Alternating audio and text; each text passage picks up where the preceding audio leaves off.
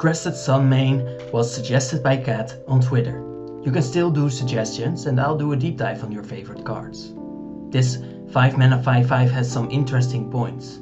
The horse from Amonkhet costs 2 white mana and 3 colorless mana. It makes a new horse every turn, granting you 10/10 worth of stats after just a turn where you gained life. That's great value already. The card is a horse. That will become more important later.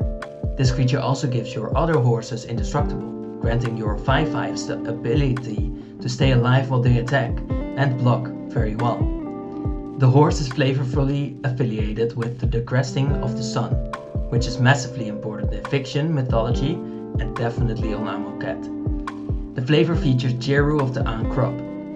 Talking about hope, he says, "It is evidence that some pure corner of the world still exists," says Jeru, former Takrop initiate.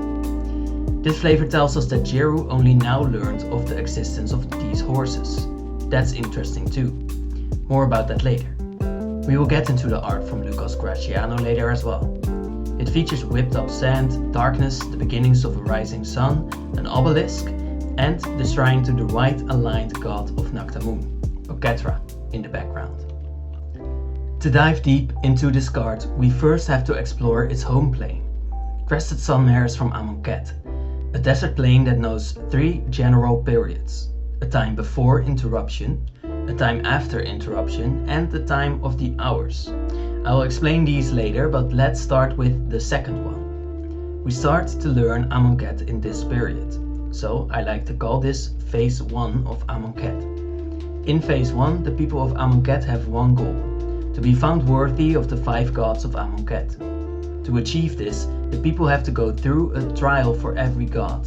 They do this in groups of around 20 people that have trained between the ages 5 and 18 for this trial. They've all been childhood friends. These groups are called crops, like the crops of a farmer. The actual farming on Amonkhet is done by zombies. In Phase 1, none of the initiates in crops know where these zombie servants come from, but we'll learn later. The zombies help provide food, shelter, and they help carry away all the dead people to mausoleums. What does a horse have to do with all this? Well, this is where we meet Jeru from the Sunmare's flavor. Jeru is the flavor of our card, a former Takrop initiate. We'll get into why he's not a zombie later. His crop is kind of amazing, as it features Samut and Gideon. While we don't need Jeru's whole story here, let's shortly go over it. I do have the story in Samut's deep dive. Jeru grew up in the crop. When he was young, he and Samut lost their friend in a ruin outside of the only city of Amonkhet called Naktamun. This ruin showed signs of a trespasser coming to their world who changed it after burning it down. Samut took this knowledge and started to doubt their way of living, while Jeru discarded the ruins after losing his friend to a horrific creature just outside them. At the age of 5, every citizen of Naktamun has to build an obelisk. If it's tall enough, they get to go through the trials. If not, they're killed by their own gods. Jeru's crop obviously succeeded. Jeru now faces the 5 trials of the gods. He beat the trial of solidarity together with Gideon. Here they had to defend their obelisk from hordes of monsters. They had to beat the trial of strength by killing more beasts without using magic.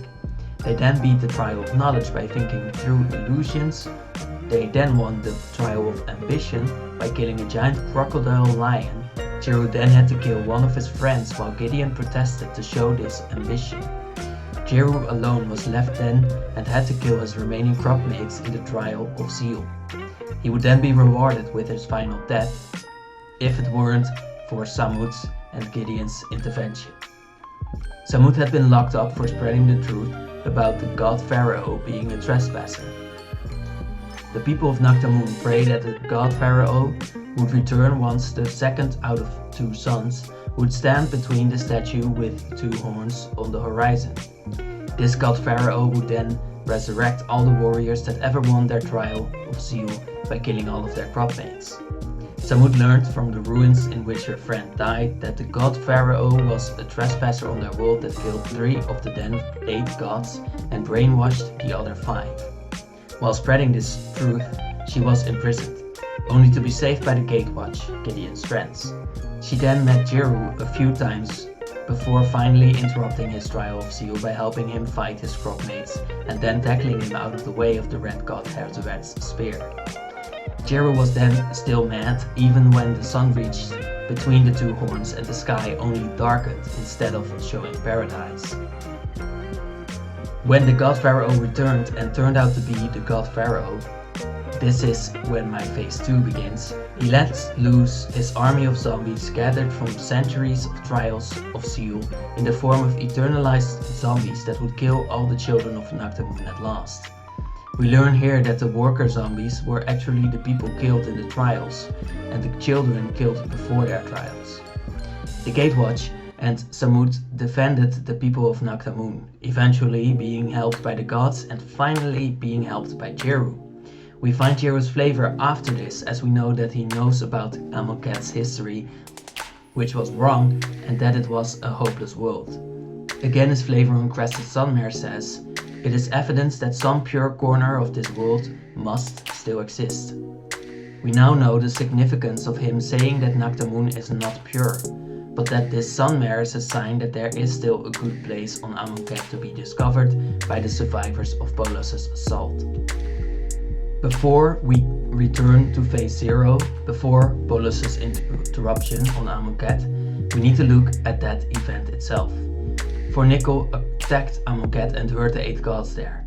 He then killed all the people that could walk upright so that there would be no memory of the gods and of Amonkhet before his interruption.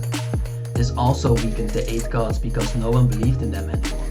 So Nickel stored 3 of the gods away, the Scarab, the Lotus and the Scorpion god.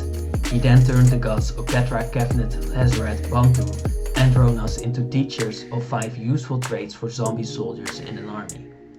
Solidarity to work together, knowledge for strategy, zeal for fierceness, ambition for controllability and strength. These gods all used to serve different purposes, and the trials did exist, but they used to be different. Let's look at phase 0, which is where this Sunmare comes from and why Jeru only now learns of its existence on Amonkhet. A long time ago, Amonkhet used to be a peaceful desert plain, albeit a sick one. The curses of wandering would still turn the dead into zombies. Cursed to wander the deserts, they'd never reach their destination, not being fit to walk the lands. There were multiple cities like Naktamun that were kept safe by barriers. The people of Amonkhet wandered between those cities. Remember that. Oketra, the white god that now forces initiates to work together, used to be the goddess of healing and even of parties. She's now killed by the Scorpion god, unable to heal this godly poison with her weakened healing powers. Her final act was to heal some people. That's how we know she used to have a different purpose. This is way more fitting of a free society. Amonkhet was not absolutely free. Once every cycle of the second sun, which takes centuries as we know from the length of Bolas's absence on the plane, a game, like the trials, was held. Here the gods measured the virtues of their people. The most virtuous would be sacrificed. I can imagine how Oketra would measure kindness, for example, and would just choose a winner by looking in their hearts, as she does with Gideon in the story. The trials used to start once at every cycle of the sun. Still, without a statue with horns, how would the people of Amonkhet know when to start the games? My bet is that it starts when the horses come rolling into the city of Naktamun. It must have been a great sight, seeing the sun crests gallop into the city built around the Laksa River. Why do I think these horses follow the slowest sun of them all? Because it seems like the sun itself scorches the deserts but leaves room for life to be created in its wake. Plus, the horses are named after the cresting sun, which means to me that they appear once the sun crests. The horses must have been assigned to the people of a new beginning of the games, and a new beginning of a new year of prosperity. We sort of see this in the R2, where we see the Crested Sunmare with the sun trailing behind it, signaling a new rising sun. We see them running past the city of Naktamun with its shrine to Oketra. We see powerful movement from Lucas Graciano. He's known to make more horses, interestingly with the same fierceness, but with a demonic side to it. I recognize this pattern in Lucas's art. The creatures and characters all show movement or a firm stance. They're not all as hopeful as our horses, but the ones that do feature horses are as hopeful and pure as Chiru calls them. And I truly mean it when I say that Lucas is the master of making horse art. I often see this, but artists with a certain theme tend to be sometimes seen switching sides. We can see here that all is damned, but the exact ring of the sun. This interesting thing is interesting because I think of the sand that our mare runs over. It sways in the same way as the corpses that are obliterated, and I think of all the zombies trampled underneath the horse's hooves. They bring a moment of rest from the hordes of zombies. These horses must signal a place of pureness because of what they bring, a moment of peace, but also because of the fact that they need to eat grass from somewhere, and once the people from Nocturmoon start reclaiming the lands again, the death of the plane will make way for a new life. Or so we hope. I'd like to thank you all for watching, and I'd like to thank Kat for suggesting this card, and I wish you all hope in your life too.